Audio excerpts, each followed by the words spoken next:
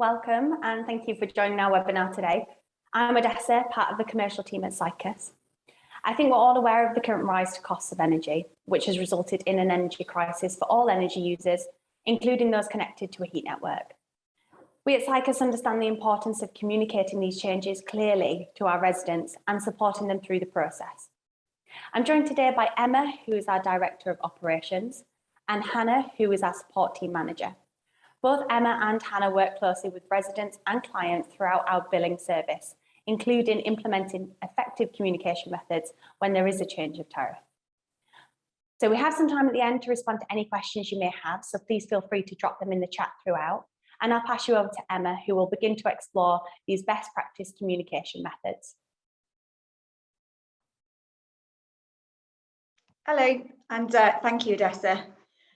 So, current energy crisis. Current wholesale prices are at an unprecedented high, the highest we've seen for over 30 years. The new price cap comes into effect from April 2022, which will see a 54% increase across the average household energy bills, equating to an excess of over £700 per year. There are various factors that influence the rising costs, including but not limited to current economic situations and political affairs, such as COVID and the Russia-Ukraine conflict. Will this have a further impact? A long-term goal to move to more sustainable energy requires investment, time, additional cost to implement and set up before we can even start to see the positives, which may look to reduce the cost. So, how do we look to communicating this increase and the impact it will have on consumers? How will heat networks be affected? This does depend, and some heat networks may be more protected than others depending on what technology is used to generate heat. For example, a heat network may be sourced by energy from waste, or heat as a byproduct may be less directly effective than those supplied through gas boilers. How do we use the information we know and understand to meet residents' expectations and increase their understanding of the potential hikes for those on heat networks? We already know that much of this information specific to heat networks is not widely available. Primary utility tariffs. So what are the current risks and the potential risks of being on a commercial tariff? Commercial tariffs are not as closely regulated and allow for less protection to the end consumer. Historically, rates have been lower, but will we see higher costs passed through in the future, given the current situation? Quite possibly. Some businesses and organisations are locked into procurement procedures, not easy to change quickly and react. Can you switch? Is it beneficial to switch at the moment? It's crucial for businesses to understand the utility tariffs to see if positive changes can be made. Energy bills rebate. Government's recent announcements of a £9.1 billion package of support to help households with rising energy bills includes a £150 non-repayable rebate in council tax bills for certain households and £144 million of discretionary funding for local authorities to support households who need support but are not eligible for the council tax rebate. A £200 discount on household energy bills for domestic electricity customers in Great Britain, which will be paid back automatically over the next 5 years, spreading the cost of the increase of the energy cap. The current plans to assist consumers do not wholly consider heat networks, only the rebate, which will apply to a very small number of consumers. The discount is also in the form of a loan, not an additional payment to support. And again, only a small proportion of heat network customers will benefit in the short term. The government also recently announced a home upgrade grant scheme. Will heat networks benefit from this? We'll have to wait and see. Heat service agreements. This is the legal agreement between the supplier and consumer. It's a legally binding document which may have specific terms around price increases and what these are linked to. For example, the frequency suppliers may be allowed to change prices. These terms may have been agreed historically, which may lead to shortfalls that need to be urgently addressed, such as the ability to implement increases to consumers. It's important that suppliers know what the tariffs should be and consider any previous over or under collection. Sycous can help with this via our tariff management service. Is there a way for you to seek advice on your current heat service agreements, perhaps to include tariff review mechanisms in the future? Resident expectations. How do you communicate and work with residents to create a transparent plan of what they should expect and work with them to expect any increases? There's a huge misconception that heat networks are protected from the increases. Unfortunately, this is just not the case.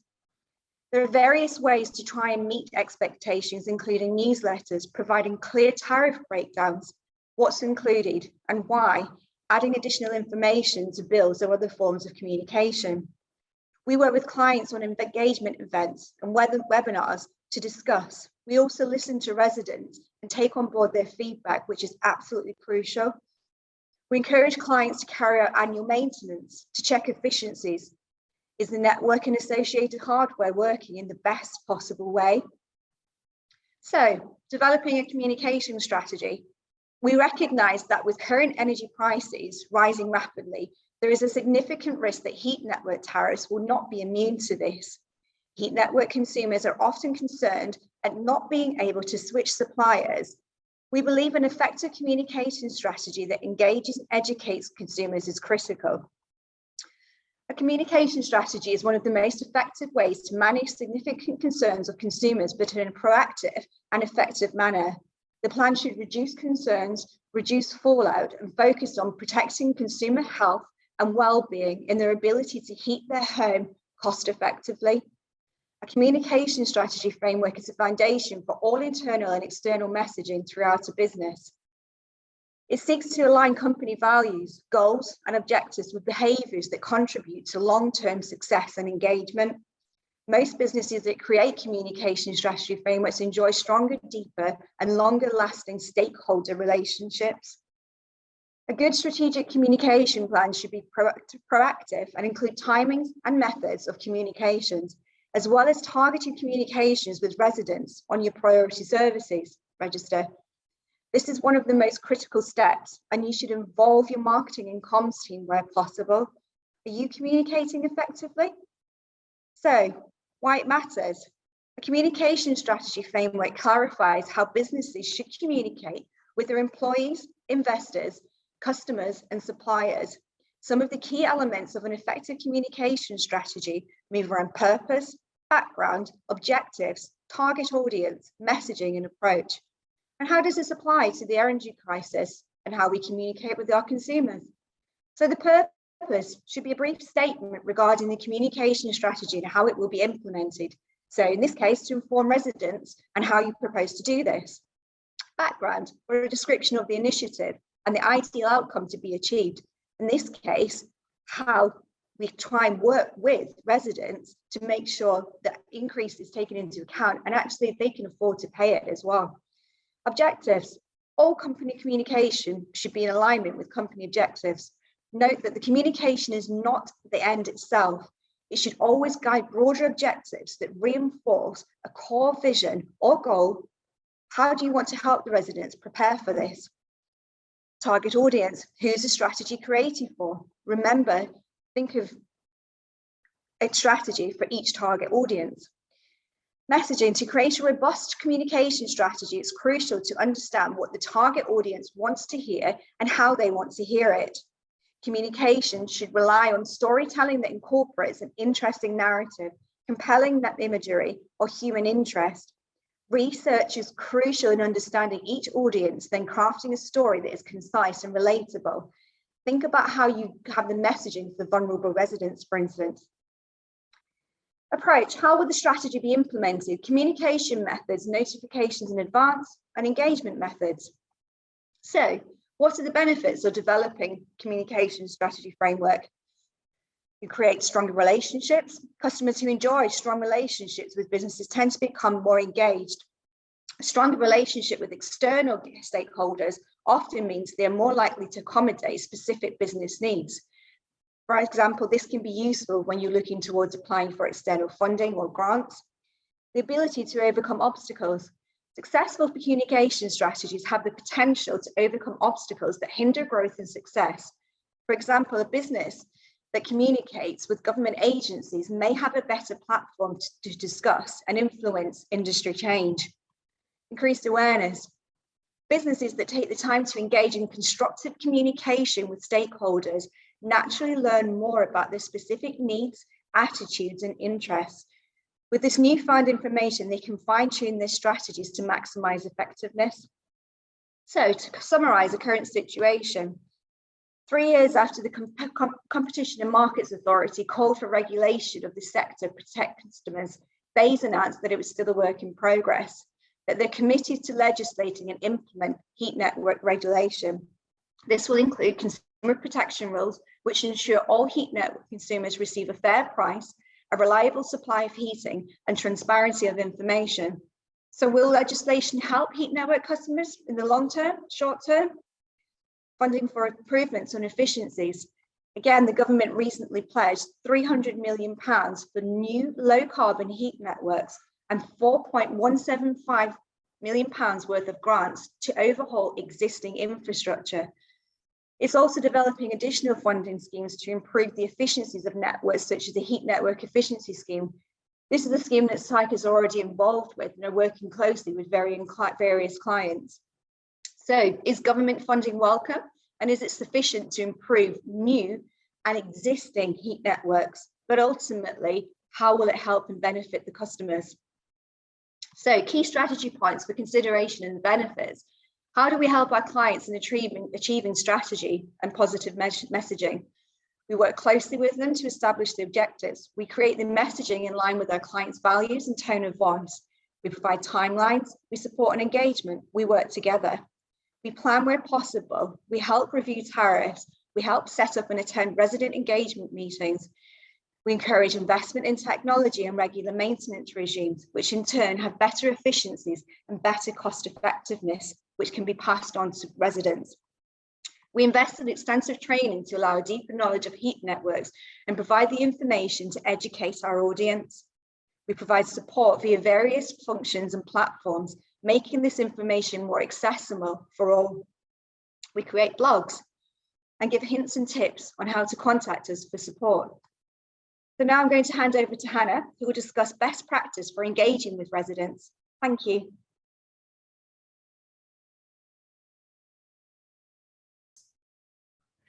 Hi everyone, and thank you, Emma. I'm Hannah, the support manager here at Sycous. Part of my day-to-day role and that of my team is to proactively and reactively engage with consumers who own or who live on a heat network or live in a property serviced by a heat network. As part of our managed service offering, we speak to residents on a daily basis, and we understand the concerns they have are not dissimilar to other utilities. We provide the same services as a traditional utility supplier. We produce bills towards their heat and hot water supplies, and we help them to gain access to the prepayment or their payment services for the same. Private utility networks can, however, bring some new challenges to the table. Questions we are frequently asked include, who decides what my tariffs and charges will be? How do I claim warm home discounts or winter fuel allowances? And of course, can I switch suppliers? Which is a question I'm sure many of us hear regularly. As we know, one limitation of a heat network is that consumers are locked into a single heat network operator and don't have the option to switch.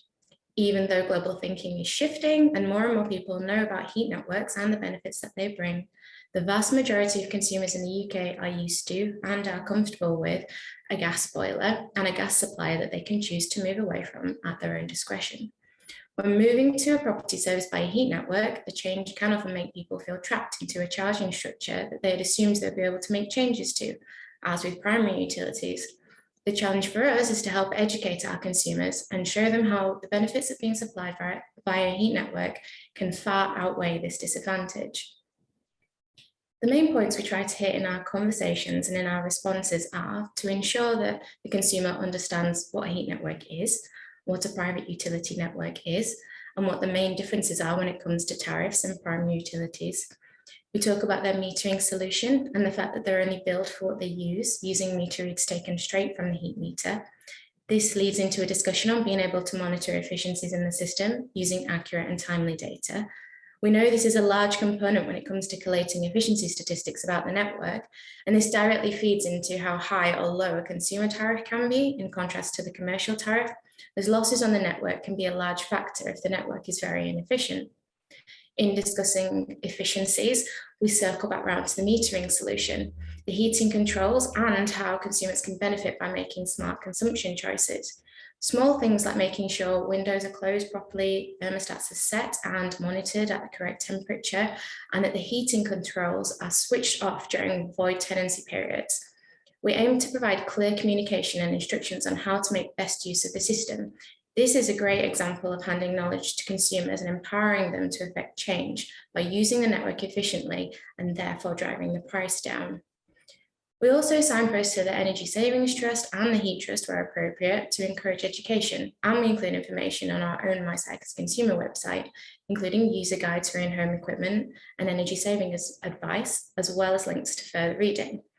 This dovetails nicely into conversations about the obvious benefits of sustainability and a reduced carbon footprint, which can be achieved by switching gas for heat technology. We're collectively engaging in what is to become a new normal for energy pricing. We'll see many more private utility networks, what with the boom in heat technology and in electric vehicle charging, and now is the time to make sure we're prepared for these conversations and that we have the information to hand when our consumers need it. We can foster engagement by focusing on green technology, and then we build on this by empowering consumers with information so that they're comfortable with heat tariffs as much as they are comfortable with those for gas and water at the moment. The pertinent time to have this type of conversation is, of course, when consumers are faced with change that they're not necessarily in control of, and how we can change the conversation to reframe it as a heat network operator working towards an optimal tariff structure, even if that's a long-term goal in the current market and climate. When it is time to make a change, we find the best approach is to prepare, announce, and then we can proactively monitor. To prepare, we ensure our internal team are aware of the upcoming change so that they're prepped to answer questions as they come in a timely and accurate manner with all the information to hand, which is ultimately very reassuring for a customer. We work ahead of time to identify vulnerable residents who may need additional support and who may be concerned or worried about the change, and then we can opt to take a different approach if we need to. We can make phone calls ahead of sending any physical correspondence, or we can change the format of that correspondence to better suit the vulnerability if that's what's required. We'll always work with heat network operators on any correspondence to ensure the approach is collaborative and that the tone is correct, and that all the communications are dual branded, which reinforces confidence in the message. We can also signpost what information is useful to include on this communication, such as your contract tender process, timing of any new agreements made, and information about the market movement, and also further detail about how the charges are calculated. Preparation really is key, as we need to make sure we're fully prepared to answer any questions to make sure people are confident in your decision. Next, we announce the change. This is best done through multiple channels to provide consumers with the opportunity to see this information well in advance of any changes being made.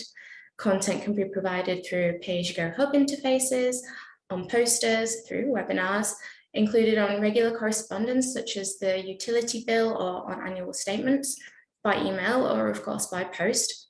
We are required to inform people at least 31 days in advance of the change, and this provides a chance for feedback and to resolve any apprehensions consumers might face. As I mentioned, we'll work together with our heat network operators to deliver dual branded and collaborative communication to reinforce confidence. It's really important that consumers understand what changes will happen, when and why, and that they can trust the information that they are being given. There's a lot of opportunity for distrust, and anything that we can do to dispel that is always the right choice. So finally, we proactively monitor. We review the consumption data to ensure that consumers aren't choosing not to utilise their supply for fear of being charged heavily. It's really important to proactively engage with residents, especially those who don't reach out to us first. These can be the most vulnerable of consumers who might need that extra help to understand how they can affect change and how we can help them to feel more comfortable with their heat consumption and tariff. We all learn differently, and people might just need that extra phone call and an extra conversation just to solidify their understanding. It's the little above and beyond actions that can make all the difference here. By acknowledging how the current energy market is moving and being open and transparent about your charging structure, that will empower your consumers and give them the knowledge they need to feel confident in the tariff structure. Proactively monitoring system efficiencies and targeting and engaging with high and low users can improve efficiencies and drive prices down. And being able to explain this process and show the real world effects of using consumption efficiently can not only change the way a consumer thinks about their heat tariff, it can change their carbon footprint and even their bank balance. Something I haven't yet touched on, but which is vitally important, is ensuring that HIUs are regularly maintained and that the metering equipment is proactively monitored to, again, provide accurate data and improve system efficiencies to drive those prices down. Not only from an efficiency standpoint, but as the consumption becomes more predictable and accurate from a commercial standpoint, commercial prices will also be driven down, as unreliable consumption data can result in erroneous estimated commercial consumption, which leads to an inaccurate commercial tariff, which might have unforeseen penalties when real consumption data contrasts heavily with your expected usage, which is what your contract prices will have been agreed on. The real world monetary consequences of this often fall onto the shoulders of your consumers. Involving an expert when agreeing a new commercial contract can sometimes seem quite unnecessary, but taking the right advice at the right time can prove invaluable. Energy prices may continue to rise, and that's something we need to get comfortable with to some extent. And taking expert advice and doing what we can to improve system efficiencies is the best way to adapt in a way that best serves our consumers and those living on our networks. So what can Sycous do to help? We're here to support you at every stage in the process. We can offer advice from experts in our field to help you create your new charging structure. We'll help you to prepare for change by proactively engaging with your consumers and identifying the correct method of communication. We'll work with you to produce dual-branded and collaborative outbound communication strategies, which will build confidence in your charging structure. Our expert team will be on hand to answer any questions your consumers might have and work with you and with them to ensure that they are comfortable and prepared for change. We have an in-house team of data experts who can monitor usage across the scheme to identify vulnerabilities and opportunities for proactive engagement, and they can also provide useful efficiency statistics to improve the accuracy of your tariff. We provide a multitude of resources on our consumer platform, mysycous.com, which are available all year round, regardless of when consumers will face change, so that information on energy efficiency, metering equipment, billing and heat networks in general is always to hand and easy to find. Our aim is to go above and beyond to ensure that our managed services clients and consumers are empowered to feel confident in their tariffs and in the face of any change to come. Thank you everyone for your time, and I'll pass you back to Odessa.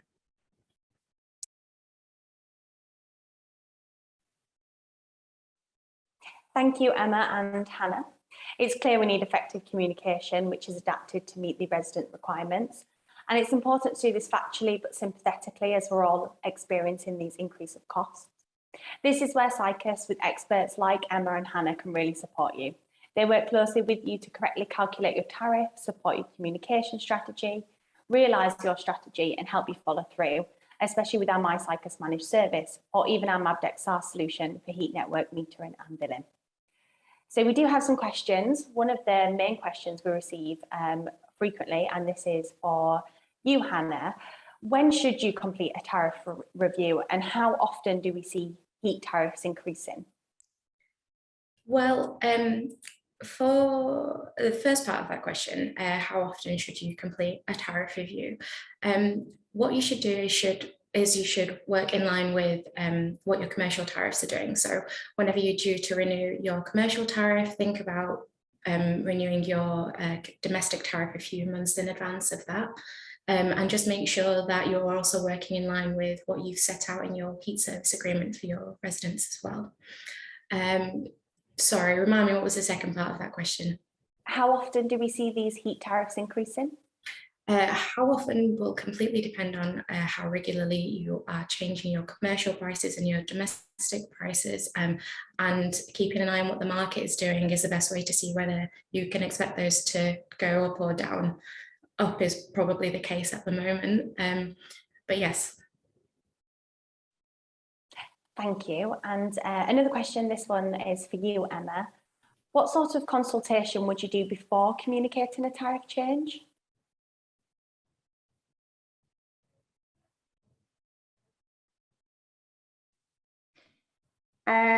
First of all, what we'd always advise is to, before you start to consult, is to get your facts and figures correct, accurate as much as you can.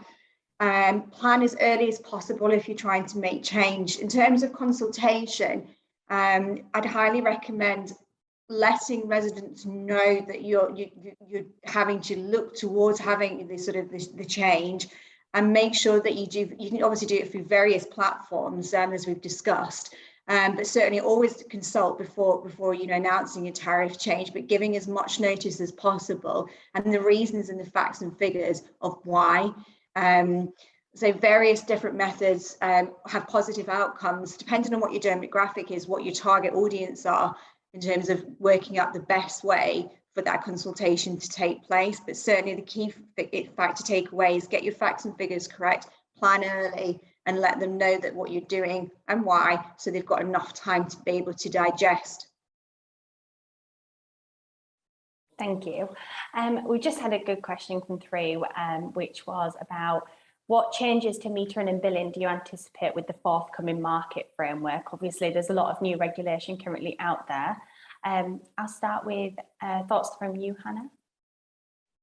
Sorry, say that to me again. I lost my connection briefly. Sorry, Dessa. Don't worry. What changes to metering and billing do you anticipate with the forthcoming market framework? I think we should take a lead from what legislation is in place for primary utilities. Obviously, we're seeing a lot of movement from a regulation standpoint. And if we look to how everything is already set out for gas and electricity, you can see that there's a lot of focus on maintenance and monitoring. And I think that that's the direction we can expect from any further regulation too. And Emma, if the agreement says that they can only do the annual tariff reviews and we cannot, what can we do if our heat service agreement says we can only do annual tariff reviews and we cannot secure a fixed price? Okay, so it's difficult. I said previously, it's a legally binding agreement that you have in place, and without adding a variation to existing agreements is not particularly easy. So again, best suggestion is look at variations and add some review mechanisms in the future when you do come to sort of renew agreements with residents, with tenants. But yeah, communicate to them why you're doing this and engage with them, and try and seek any positives, to get the message of why you're putting in more review mechanisms there. Brilliant, thanks. And Hannah, I think this one's for you. Do you recommend benchmarking tariffs? I would say that that's my least favourable option for how to compile a new tariff for your heat network. I think the better thing to do is to work off the back of data that you have, consumption statistics, efficiency statistics, and you should have your commercial tariff that you should know. In lieu of all that data, if that's the best methodology you have for creating a tariff, then of course that's the one that you need to take. But it's important to make sure that you're comfortable with the tariff that you've set, and that you can clearly explain to consumers why that tariff's been used and why that calculation methodology has been used, and also help them because market statistics are obviously, it's gas and electricity, it's not heat, and it's important that people understand what the difference is between consuming heat and consuming gas, and what the cost difference is, because consuming heat is often, even though the tariff might be higher, it can be a lot cheaper than consuming gas. And things like the heat cost calculator on the Heat Trust website is a really useful tool to be able to do that for people. It has a lot of data behind it, which is very helpful, and can, again, one of the core messages of our presentation has been to help improve consumer confidence in tariff and improve education and understanding, and that's a great way to do that. Brilliant. And finally, I think we've got time for just one more. Emma, I know you mentioned in your communication strategy that we hold webinars like these, but with our residents and online meetings with residents. Do we receive much feedback from them? We do, although we'd always encourage and we'd like a little more. So feel free to drop us a note after this, anyone who you know can give us some feedback. I think, you know, online engagement are, you know, they are becoming more popular, and we have seen a better engagement with residents. I think COVID's created a more digital engaging environment, which people are a lot more familiar with than they would have been pre-COVID. But we still offer sort of towards face-to-face if required, but certainly feedback always appreciated, but certainly we are seeing an increase in digital engagement. Brilliant, thank you. And I think that brings us just about to past. So I know there's a few two-part questions in the chats and in the Q&A, so we'll definitely follow them up to make sure all the questions have been answered. But thank you very much for joining our webinar, and if you have any further questions, please get in touch.